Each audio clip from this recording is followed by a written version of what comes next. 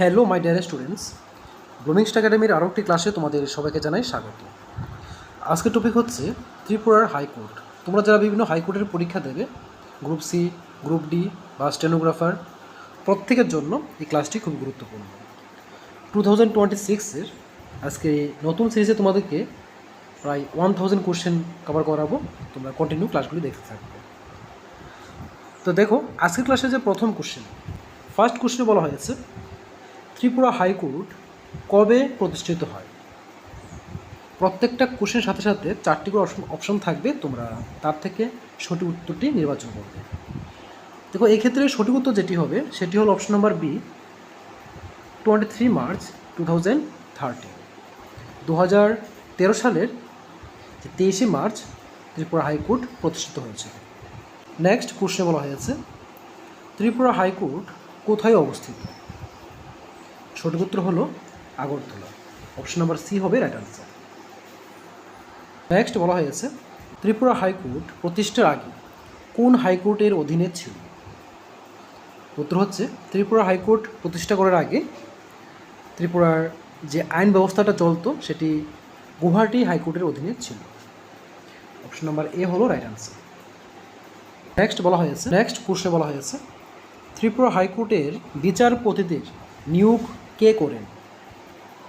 উত্তর হচ্ছে option number C, রাষ্ট্রপতি। নেক্সট বলা হয়েছে ত্রিপুরা হাইকোর্টের প্রধান বিচারপতিকে কি বলা হয়।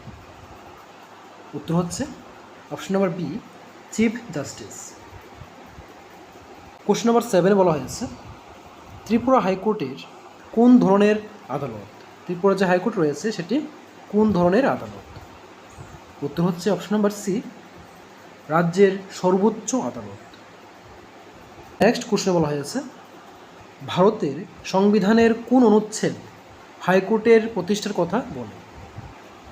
উত্তর হচ্ছে অপশন নাম্বার এ, অনুচ্ছেদ 240। কোশ্চেন নাম্বার 9 বলা হয়েছে ত্রিপুরা হাইকোর্টের কার্যক্ষেত্র কোন রাজ্যে সীমাবদ্ধ।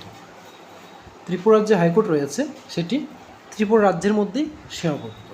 এই হাইকোর্টের অধীনে ত্রিপুরা রাজ্যকে পরিচালনা করা হয়। নেক্সট বলা হয়েছে ত্রিপুরা হাইকোর্টের প্রধান কাজ কী। উত্তর হচ্ছে হাইকোর্টের প্রধান কাজ হলো বিচার প্রদান করা। নেক্সট বলা হয়েছে ত্রিপুরা হাইকোর্টের সরকারি ভাষা প্রধানত কোনটি বা কী কী। ত্রিপুরা হাইকোর্টের সরকারি ভাষা হলো বাংলা এবং ইংরেজি। অপশন নাম্বার এ হলো রাইট আনসার। নেক্সট বলা হয়েছে হাইকোর্টের রায়ের বিরুদ্ধে আপিল কোথায় করা যায়। উত্তর হচ্ছে যে কোনো হাইকোর্টের যে রায় দেওয়া হয় সেই রায়ে যদি সেই পক্ষ সন্তুষ্ট না হয় তাহলে তারা সুপ্রিম কোর্টে আবার আপিল করতে পারে। অপশন নাম্বার বি হলো রাইট আনসার। নেক্সট বলা হয়েছে ত্রিপুরা হাইকোর্টের উদ্বোধন করেন কি। উত্তর হচ্ছে ভারতের প্রধান বিচারপতি। অপশন নাম্বার বি হলো রাইট আনসার। নেক্সট বলা হয়েছে হাইকোর্ট বিচার বিভাগের কোন স্তরের আদালত। হাইকোর্ট হচ্ছে বিচার বিভাগের রাজ্য স্তরের সর্বোচ্চ আদালত। অপশন নাম্বার সি হলো রাইট আনসার।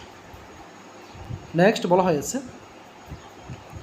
ত্রিপুরা হাইকোর্টের প্রতিষ্ঠা ত্রিপুরার বিচার ব্যবস্থাকে কি দিয়েছে। উত্তর হচ্ছে ত্রিপুরা হাইকোর্টের প্রতিষ্ঠা ত্রিপুরার বিচার ব্যবস্থাকে একটি স্বতন্ত্র উচ্চ আদালত দিয়েছে। অপশন নাম্বার এ হলো রাইট আনসার। পরবর্তী কোশ্চেনে বলা হয়েছে ত্রিপুরা হাইকোর্টের নিজস্ব ভবন কোন শহরে অবস্থিত। এটা তোমরা সবাই জানো যে এটি অবস্থিত আগরতলাতে। কোশ্চেন নাম্বার 17 বলা হয়েছে ত্রিপুরা হাইকোর্টের প্রতিষ্ঠা দিবস পালিত হয় কবে। উত্তর হচ্ছে 23শে মার্চ। অপশন নাম্বার এ হলো রাইট আনসার। নেক্সট বলা হয়েছে হাইকোর্টের বিচারপতিদের অবসরের বয়স কত। সঠিক উত্তর হলো 62 বছর। নেক্সট বলা হয়েছে ভারতের সর্বোচ্চ আদালত কোনটি। উত্তর হচ্ছে option number C, Supreme Court. Question number 20 বলা হয়েছে হাইকোর্টের রিট জারির ক্ষমতা সংবিধানের কোন অনুচ্ছেদে উল্লেখ আছে। উত্তর হলো অপশন নাম্বার বি, 226। এ হলো আজকের ক্লাসের ইম্পর্টেন্ট কিছু কোশ্চেন। যদি ক্লাসটি ভালো লেগে থাকে অবশ্যই লাইক, কমেন্ট এবং শেয়ার করে দিও। আর যারা নতুন রয়েছে চ্যানেলটিকে সাবস্ক্রাইব করে রেখো। পাশাপাশি বলবো, তোমরা যারা বিভিন্ন কম্পিটিটিভ এক্সামের জন্য জিকে, কারেন্ট অ্যাফেয়ার্স অথবা অন্যান্য বিষয়ে নোট নিতে চাও, তোমরা নিচে দেওয়া নাম্বারে কন্ট্যাক্ট করে নোটস নিতে পারবে। তো আজকের জন্য ক্লাসটি এখানে শেষ করছি। দেখা হবে পরবর্তী ক্লাসে পরবর্তী টপিক নিয়ে। ততক্ষণ সবাই ভালো থেকো, সুস্থ থেকো।